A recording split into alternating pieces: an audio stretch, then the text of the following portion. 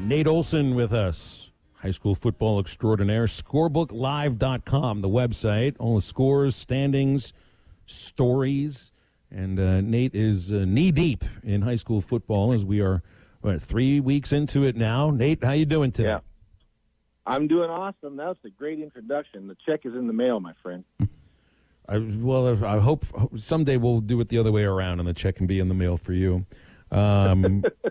So let's see. It's a big performance from Josh Ficklin, Bentonville junior running back, as Bentonville really put it on Rockhurst, 37-7, almost 200 yards, barely even touched the football. Tell me about Josh Ficklin.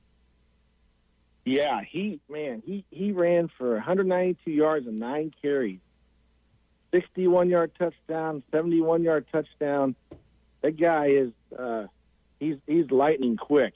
I think 5'10", 190. Probably somewhere, I'm going to guess on this, around a 4.6 40, maybe less than that. Saw him on tape this morning. Boy, looks good. And they have a huge line, big, and they're known for that. And they got a transfer in from California who is a major Division I recruit, and he's helped them a lot. But, when you have that kind of athleticism and you've got gaping holes, you're going to do some damage. And it was big for Bentonville because they had lost, committed 4 turnovers, and to come back, Rockhurst is a top 10 team in Missouri. Yeah. Again, just like Liberty North, and so from the Kansas City area. So they needed a bounce back, and he provided them with that fireworks that kind of paved the way to this 35-7 win. Their defense played well, but I think you feed off when you've got a guy that can score like that from anywhere on the field. That really gets the crowd into it. They've got a tremendous student section there, and so that just kind of set the tone for the game. And so he's definitely got to watch. I don't know what his college situation is, but I definitely think he plays somewhere and keeps running like that, maybe a Division I type running back. No, I think we did a little bit of a preview on North Little Rock, Fayetteville, one of the bigger games in the state. Yeah. And how'd that one work out? Well, you have all that offensive firepower. And we talked about North Little Rock ran 9 guys against Harbor. Their quarterback, Malachi Gober, put up some good numbers. And then it's a 14-7 game, and you've got a win for them. Isaiah Satenya on the other side, and Bladen Fike that puts up big numbers. But it was a defensive struggle, and comes down to the fourth quarter, and Fayetteville's driving, and North Little Rock stopped them. And then North Little Rock, if you had any doubt about Randy Standifer as a head coach, he's been there since '83 as an assistant. He was a baseball coach there. 4th down and 1. Time's winding down. I think under 3 minutes to go. They're on their own 25 or something like that. In their own territory, they go for it and they get it. And so that's a huge play call, in my opinion. And I think that sets the tone for his tenure, for everything, because that tells the kids, man, we're in this to win it. We want to be one of the best teams in the state. And he told our reporter after the game, he said, we didn't come up here to tie or to let them score, late and beat us. So we have the ball. We've got big linemen. We're going to run it down their throat. They got the first down and win the ball game. So I think from Fayetteville's point of view, I was on a podcast on Sunday night with Kyle Sutherland, the Hog Talk podcast, and we were talking about teams that disappoint us. I told him that at this point, I really can't think of any that come to my mind. I asked him who he thought. He said maybe Fayetteville being 1 and 2. But I told him that I wasn't disappointed with them. Still, I'm high on them because of who they've lost to. You lose to Wausau, who's the number 1 ranked team in Oklahoma in our poll, the power poll. You lose them by 6. You have a chance to get the ball back late, and you muff a punt, which those things happen unfortunately. But you're in the ball game, and then you're a 4th down conversion away from maybe beating or tying North Little Rock on your own field. So I'm not disappointed with them. I don't think I expected them to go 3-0, and they beat Conway. So you played 3 very, very tough non-conference games. You won one of them, and you were in the other 2. So I think that's that's still okay. I mean, I think what you're going to be looking for is how do the first couple of conference games go, and then obviously when you play Bentonville, that's going to be a big measuring stick on how far the Fayetteville program has come. But certainly at this point, I'm impressed with what they've done, and I wouldn't be hitting the panic button if I was the Bulldog fans. Nate, I got to do my first high school broadcast on Friday for Springdale High School. Got up by 19 points on Farmington. Ended up losing a heartbreaker 20-19 in a game that I think most people expected Springdale to pick up their first win. Do they have a bye this week than playing at Rogers Heritage? Do they turn it around after the bye, or is it going to be a little bit more similar of what we've seen through the first 3 weeks with Springdale? Well, Rogers Heritage has only won one game in 3 years. So it should be good. Pretty good. You'd feel pretty good about that. I mean, that's a heartbreaking game, losing that, but that's also the power of J.R. Eldridge. I mean, Farmington, he's breathed the breath of life into that program, and I think that was a big win for them. I think it was probably a bigger win for them than it was a loss for Springdale. I mean, you don't want to lose to a 5A program, but it's more of a feather in their cap than it is. I mean, you want to win that game, obviously, especially at the lead, but hopefully that's a learning experience for Coach Hobbs' team. And if you can go out and then you've got a week to kind of regroup and then come back against Heritage, that's a winnable game for them. I think that's a game they need to win and they should win. I think, and I don't want to say must win, but you can maybe say that. Mm-hmm. And because of Heritage's issues over the last couple of years, you got to win the games you're supposed to win against the teams lower in the standings in that league to compete. Same thing with the Central. So I like the hire of Coach Hobbs. I mean, he's a Springdale guy. They've had their issues, but hopefully he can get them, on the right track. And winning that game would help to make things feel a little bit better going into the conference season. Yeah, I sure hope they are able to pull it out here in 2 weeks. Now, for games going on this week, get your thoughts and preview of them. One big game would be the Hot Spring Trojans at Lake Hamilton. How do you see that one playing out? Well, Lake Hamilton has won 10 of the last 12, so they're a pretty heavy favorite going into that game probably. But whenever rivals play, you never know. And Hot Springs is talented. They've got Antoine Dorsey. He ran for over 100 yards last week in a win. And he's a good running back. And Isaiah Shalor, hopefully I said that name right, good quarterback. They've got some offensive weapons. Lake Hamilton has kind of quietly taken care of business. They've been playing lesser opponents. They've played Lakeside. They played Malvern. Those are 5A opponents. Have handled them. They handled Lakeside very easily, handled Malvern pretty easily. That's a 4A opponent there.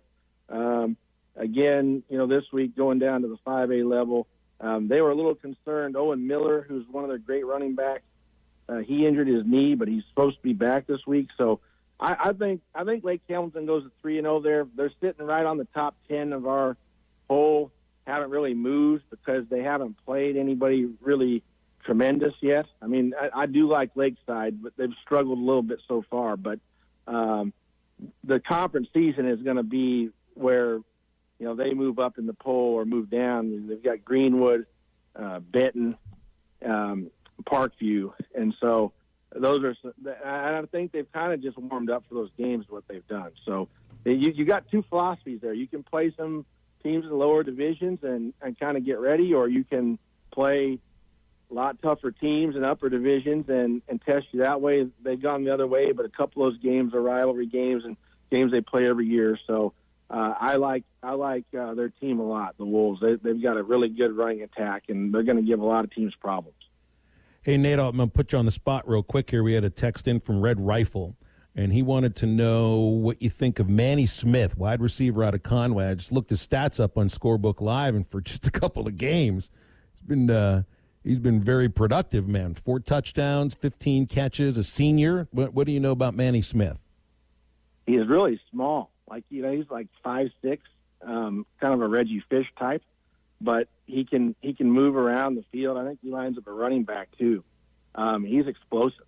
He's he's a really good player. He's committed to UCA, and I think that's one of those things that if he's a little bit taller, maybe he's a Division I, a Power 5 or Group of 5 type guy, but UCA has done a great job of recruiting Arkansas talent like that, and they've also done a great job of recruiting right across their backyard there in Conway. Their quarterback is Braylon Smith was a standout at Conway and some others. So that's a good move for him to go there. Yeah, he adds a dimension because you have to always know where he is. He can line up in different places, and when he's small, you think small guys. You think, oh, well, they can't do that much damage. But I love that old adage is you can't hit what you can't catch or what you can't see. And a lot of times those smaller guys are so adept at cutting and moving that he is a really hard guy to tackle. And the way that they call their plays and line him up and disguise things makes him super dangerous there.